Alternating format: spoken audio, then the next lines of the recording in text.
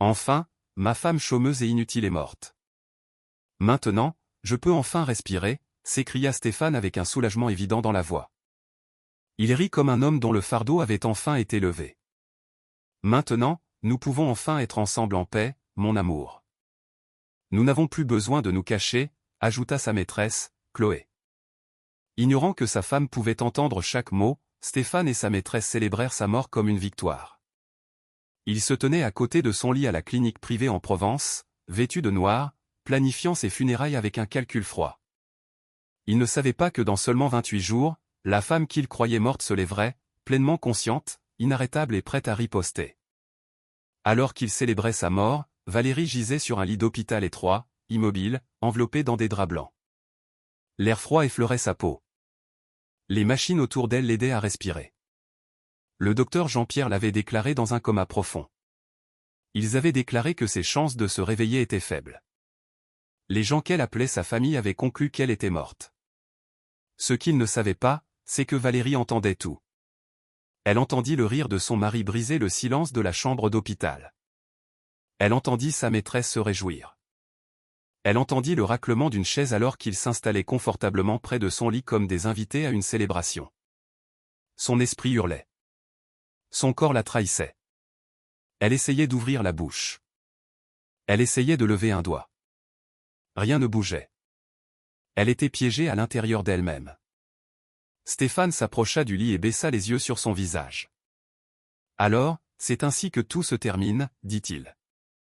Tout ce ménage, toute cette cuisine, et toute cette souffrance que tu as traversée juste pour me faire plaisir. Il secoua lentement la tête. Elle s'était tuée au travail pour essayer d'impressionner des gens qui ne se souciaient jamais d'elle. C'est pathétique, Chloé, ajouta sa maîtresse en s'appuyant contre son épaule.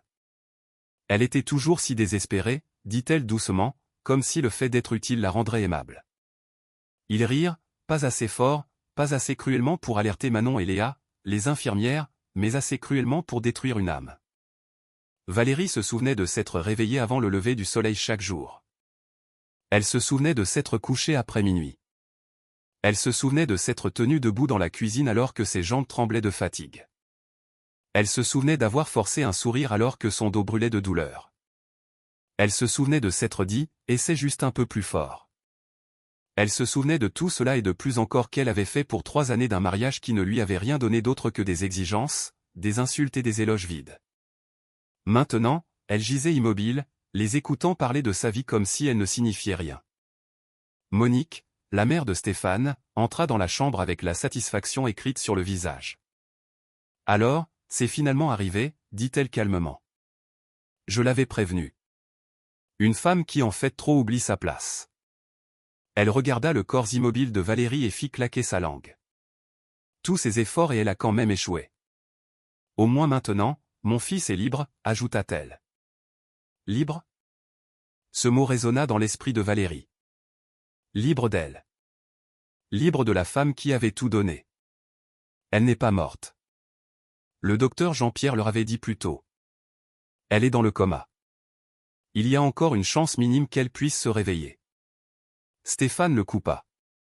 Soyons honnêtes, docteur, dit-il. Elle est déjà partie. Valérie entendit cette phrase clairement et quelque chose en elle se brisa.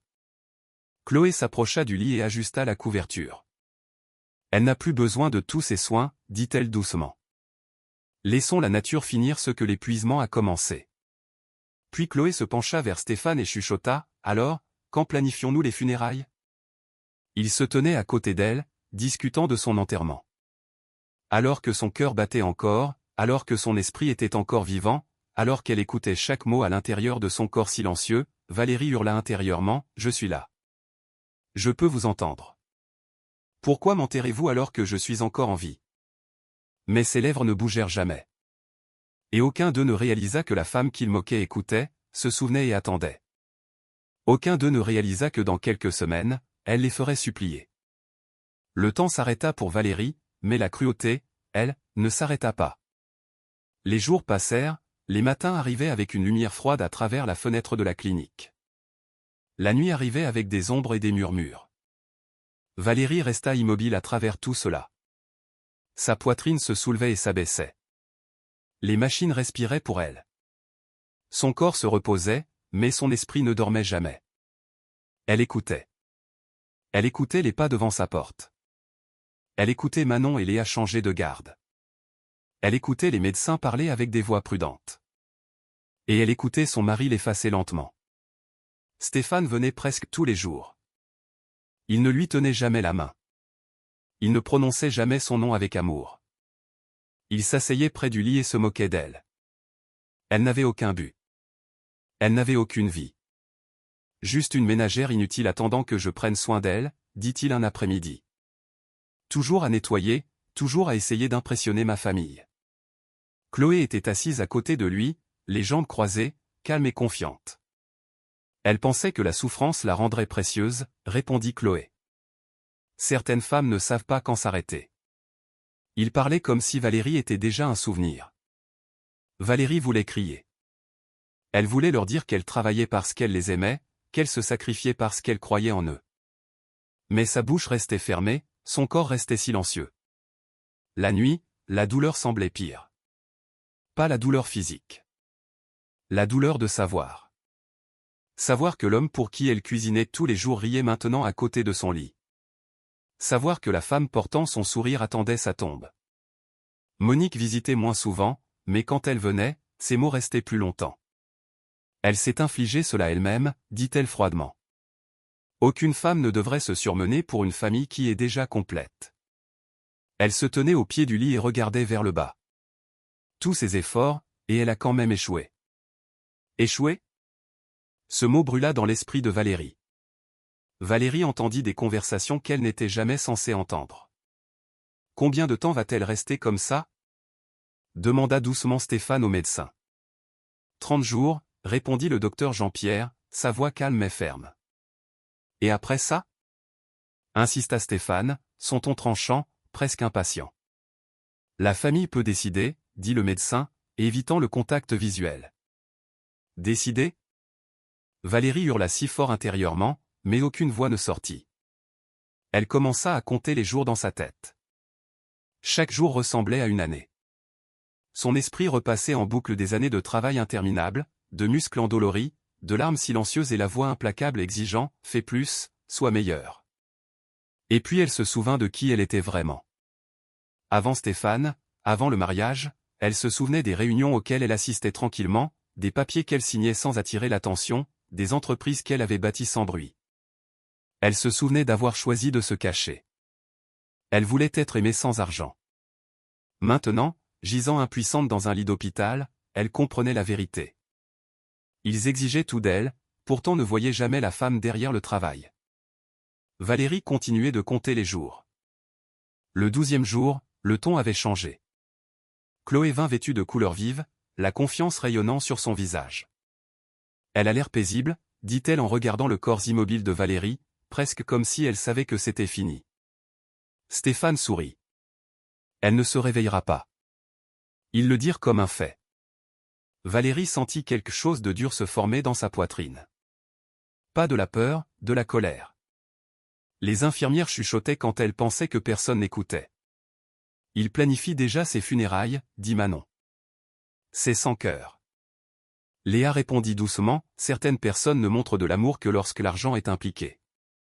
Valérie entendit cela. Elle s'y accrocha. Les jours passaient lentement.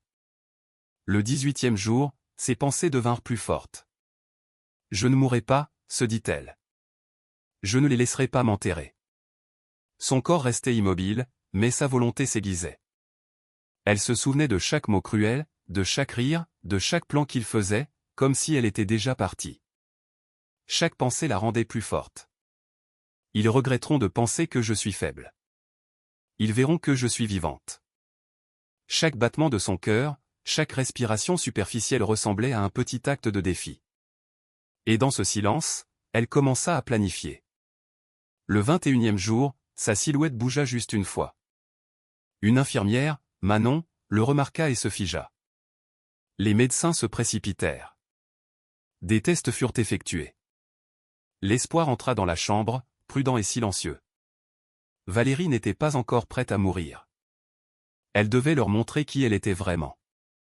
Le 24e jour, ses yeux s'ouvrirent pendant quelques secondes. Elle les referma. Le docteur Jean-Pierre sourit. Elle revient, dit-il. Cette nuit-là, quand la chambre fut vide, Valérie chuchota au médecin avec des lèvres sèches, ne leur dites rien encore.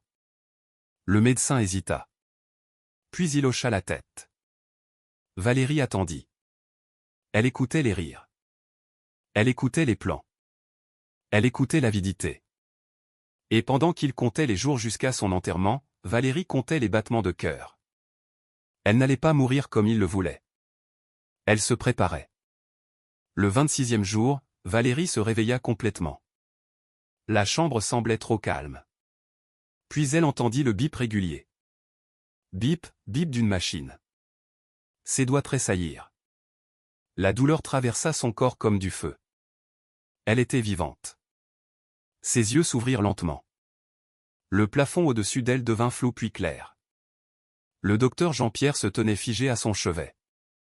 Son visage portait le choc, puis l'incrédulité, puis le soulagement. « Vous êtes réveillé » dit-il presque pour lui-même. Valérie essaya de parler. Ses lèvres tremblaient, sa gorge brûlait. Elle déglutit difficilement. « Oui » chuchota-t-elle. Des larmes coulèrent de ses yeux. Elle se souvenait de tout. Chaque mot, chaque rire, chaque célébration. Elle se souvenait des mots cruels de son soi-disant mari. Ses doigts se recroquevillèrent dans les draps. « S'il vous plaît » dit-elle après un long silence, « ne le dites à personne. Pas à mon mari. Pas à sa famille. » Le médecin hésita. « Vous avez été dans le coma pendant des semaines, » dit-il doucement. « Il pense que vous êtes. » « Je sais ce qu'il pense » l'interrompit Valérie calmement. Sa voix ne tremblait pas. « C'est pour cela que je vous le demande. » Après un moment, le médecin hocha la tête. Les 2 jours suivants passèrent lentement, douloureusement. Elle réapprit à s'asseoir, à se tenir debout sans s'effondrer, à marcher sans crier. La nuit, quand le service devenait silencieux, ses souvenirs revenaient plus forts. Leur rire, leurs plans, ses funérailles. Elle ne pleura pas. Le 28e jour, elle quitta la clinique discrètement, juste un petit sac et toute la force qui lui restait. Elle se tenait devant le grand mas provençal qu'elle avait autrefois servi, la maison qu'il avait usée, la maison qu'il avait brisée. Le bruit se déversait de l'intérieur. Des rires, de la musique, des voix fortes. Son cœur battait la chamade dans sa poitrine, lent et lourd, comme si chaque battement lui rappelait tout ce qu'ils avaient volé. Des chaises remplissaient le jardin. Les gens portaient du noir. Ils préparaient en réalité ses funérailles, mais sous la forme d'un repas de famille au jardin, et ils traitaient cela comme un festival. Elle observa depuis le portail chaque étape de leur arrogance, la brûlant. Son soi-disant mari se déplaçait avec confiance, donnant des ordres. « Rapprochez ces chaises » dit-il. « Les gens viendront tôt. » Sa voix dégoulinait de fierté. Quel soulagement! Chloé se déplaçait librement à travers la maison, riant et pointant du doigt comme si elle possédait déjà tout. Les doigts de Valérie la démangeaient de bouger, son esprit hurlant de fureur. Mais elle resta immobile, silencieuse, attendant. Elle aurait aimé ça, dit Chloé avec désinvolture en regardant autour d'elle. Simple, bon marché, tout comme sa vie. Ils rirent. Le son transperça la poitrine de Valérie. Elle entra lentement, silencieusement. Ses pieds semblaient lourds, mais elle continua de marcher. Quelqu'un cria. Le jardin se figea. Stéphane se retourna. La confusion traversa son visage, puis l'incrédulité, puis la peur pure. « Comment ? Comment es-tu en vie » bégaya Théil. « Tu es censée être morte. » Chloé se figea, son rire mourant dans sa gorge. Monique laissa tomber la tasse qu'elle tenait. « Tu étais partie. Tu étais enterrée dans nos esprits, » cracha Théil. Valérie regarda autour d'elle, ses funérailles préparées alors que son cœur battait encore. « Tout ce que nous avons arrangé pour tes funérailles, gâché » hurla Stéphane, les poings serrés. Le visage de sa mère se tordit de rage. Tout ça. Réduit à néant. Valérie resta silencieuse. Son silence était plus lourd que n'importe quel cri. Il les fit rétrécir. Chloé se tourna brusquement vers Stéphane. Fais-la sortir d'ici. Valérie les regarda tous calmement. Puis sa voix vint enfin, basse et stable. Je vous ai tous entendus. Vous pensiez que j'étais faible et parti, mais j'ai tout vu et rien ne sera plus jamais pareil. La pièce devint silencieuse. Leur confiance disparut. La peur se répandit sur leurs visages. Les mêmes visages qui étaient pleins de fierté il y a juste quelques instants. Valérie fouilla dans son sac lentement. Ses mouvements étaient calmes, délibérés. Elle passa un appel. Juste un appel. Procédez au plan, dit-elle avec assurance, puis elle attendit. En quelques minutes, le téléphone de Stéphane sonna. Il répondit avec désinvolture au début, puis son sourire disparut. « Comment ça, résilié ?» cria-t-il. « Et ça doit être une erreur. » Un autre appel, puis un autre. Les courriels inondaient son écran. Accès révoqué, contrat annulé, poste terminé. Monique attrapa son bras. « Qu'est-ce qui se passe ?» exigea-t-elle. Les mains de Stéphane tremblaient. « J'ai été viré. » Les mots tombèrent lourdement. Le jardin entra en éruption. Chloé se figea. Ses yeux se plissèrent. « Viré ?» répéta-t-elle. « Comment ?» Stéphane se tourna lentement vers Valérie. Sa voix tomba dans un murmure. « Qu'est-ce que tu as fait ? Comment as-tu fait ça ? Je ne comprends pas. » Valérie leva la tête, son dos se redressa. « Vous vous en êtes pris à la mauvaise femme. » Son dos se redressa. Sa voix ne tremblait pas. « Vous pensiez que j'étais faible. Vous pensiez que je n'étais rien, dit-elle lentement. C'était votre plus grande erreur. Je suis milliardaire. Je possède des entreprises majeures à travers Lyon et la région de Bordeaux, des banques, des usines, des commerces qui décident qui mange et qui meurt de faim. » Elle fit un pas en avant. J'ai choisi le silence. J'ai choisi une vie simple. Je voulais savoir si je serais aimé quand je n'avais rien. Ses yeux se verrouillèrent sur Stéphane. Ce que j'ai trouvé, c'est la cruauté. Elle laissa les mots s'enfoncer. J'ai entendu votre célébration de ma mort. J'ai entendu votre planification de mon enterrement. Je vous ai entendu rire pendant que je gisais sur un lit d'hôpital, incapable de bouger. Sa voix se durcit. Alors j'ai décidé de vous répondre correctement. Elle leva légèrement son téléphone. Stéphane, tu es fini. Aucune entreprise sous mes ordres ne t'embauchera jamais. Aucun partenaire ne touchera à ton nom. Aucune banque ne te fera confiance. Elle marqua une pause. Tu te réveilleras chaque jour en sachant que la femme que tu as enterrée vivante est celle qui a fermé toutes les portes auxquelles tu frapperas jamais. Stéphane secoua la tête sauvagement. Non. Non. Valérie n'éleva pas la voix. Je m'assurerai que tu regrettes chaque insulte, chaque rire, chaque seconde où tu as pensé que j'étais jetable. Le silence s'écrasa sur eux. Les genoux de Stéphane cédèrent. Monique hurla, tu mens. C'est impossible. Valérie leva son téléphone. Des documents brillaient sur l'écran. Papier de propriété, signature, preuve qui ne pouvait être niée. Ils commencèrent à supplier. Stéphane marcha vers elle. Je ne savais pas, sanglota-t-il. S'il te plaît, pardonne-moi. Sa mère suivit, pleurant bruyamment. Nous avions tort, implora-t-elle. Nous ne le pensions pas. Chloé recula lentement. Ses yeux passèrent de Valérie à Stéphane. Alors tu n'as plus rien maintenant, dit Stéphane ne dit rien. Chloé rit amèrement. Alors tu es fauché ? Elle ramassa son sac. Je restais pour ton argent, admit-elle, sa voix se brisant, presque criant. Mais tu n'as plus rien maintenant. Rien. Je ne reste pas pour les hommes fauchés. Et elle s'éloigna. Alors que les pas de Chloé résonnaient au loin, Stéphane se figea. Sa poitrine se serra. Ses mains tremblèrent. La trahison le brûlait comme du feu. Tout ce temps, il avait cru tout contrôler. Et maintenant, tout s'était effondré. Il regarda autour de lui le chaos dans la pièce, le regard calme et intouchable de Valérie, et sentit le poids écrasant de la réalité. Il avait tout perdu. Valérie se tenait au-dessus de tout cela, intouchée par le chaos autour d'elle. Elle ne cria pas. Elle ne pleura pas. Son calme était pire que la colère. Vous m'avez enterré alors que je respirais encore, dit-elle, sa voix basse mais stable, chaque mot coupant plus profondément qu'un cri ne le pourrait jamais. Vous avez planifié mes funérailles, continua-t-elle. Vous avez ri alors que mon corps gisait dans un lit d'hôpital, incapable de bouger, incapable de parler. Ses yeux passèrent lentement d'un visage à l'autre. Elle s'assura que chacun d'eux se sentait vu.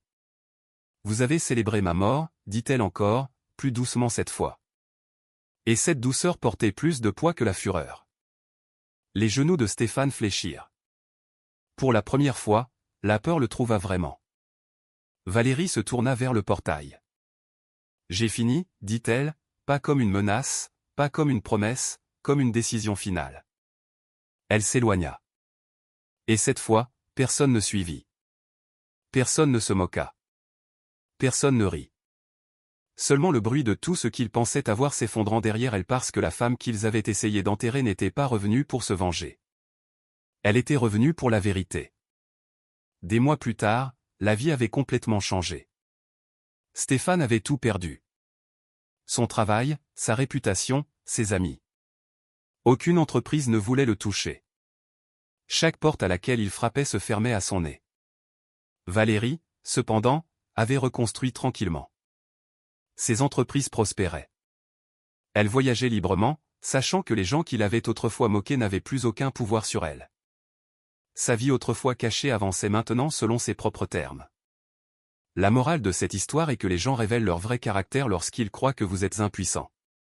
Et quand ils célèbrent votre chute, ils préparent la scène pour la leur. Merci beaucoup d'avoir regardé cette histoire jusqu'à la fin. Si elle vous a ému, veuillez aimer, partager et vous abonner pour soutenir la chaîne et aider ces histoires à atteindre plus de personnes. Faites-moi savoir dans les commentaires d'où vous regardez, et quelle partie de l'histoire de Valérie est restée avec vous le plus. Plus d'histoires puissantes arrivent. Ne les manquez pas.